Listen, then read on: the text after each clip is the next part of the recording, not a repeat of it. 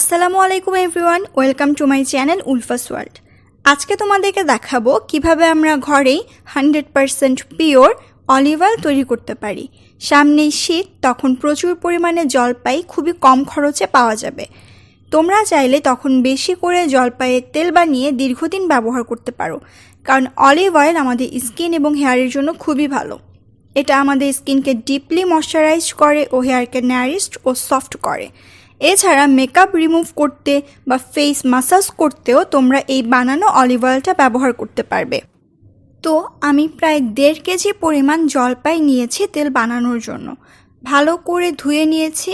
তেল বানাতে আমাদেরকে একদম পোক্ত একটু বড় সাইজের হালকা নরম জলপাই নিতে হবে, তাহলে তেলের পরিমাণটা বেশি হবে। তো আমি সবগুলো জলপাই থেকে বিচিটা ছাড়িয়ে মাংসগুলো ছোট ছোট টুকরো করে কেটে নিচ্ছি।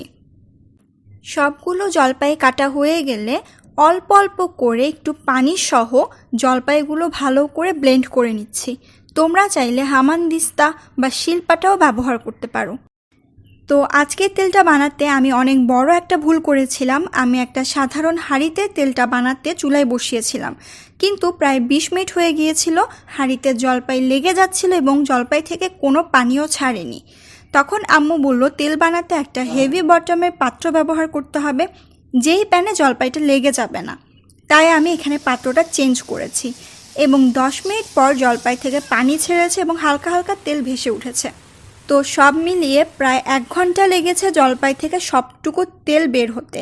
তো এবার আমি ঠান্ডা করে তারপর জলপাই থেকে তেলটা ছেঁকে নিব। তেলটা ছাকার জন্য আমি এমন একটা পাতলা সাদা সুতি কাপড় ব্যবহার করছি এবং একটা পরিষ্কার কাচের বয়ামে তেলটা ছেঁকে নিচ্ছি। খুব ভালো করে চেপে চেপে তেলটা নিতে হবে, তা না হলে অনেকটুকু তেল কিন্তু ওয়েস্ট হবে। তাই অল্প অল্প করে দফায় দফায় তেলটা ছেঁকে নিতে হবে।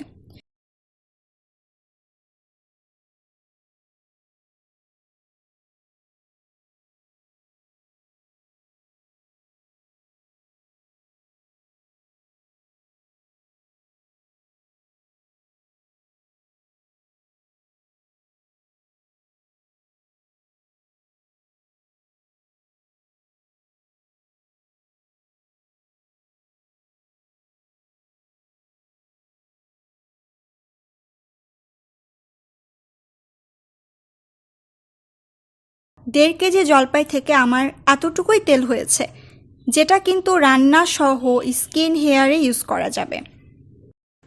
এই বানানো অলিভ অয়েলটা তোমরা তোমাদের স্কিন হেয়ারে দীর্ঘদিন রেখে ব্যবহার করতে পারবে।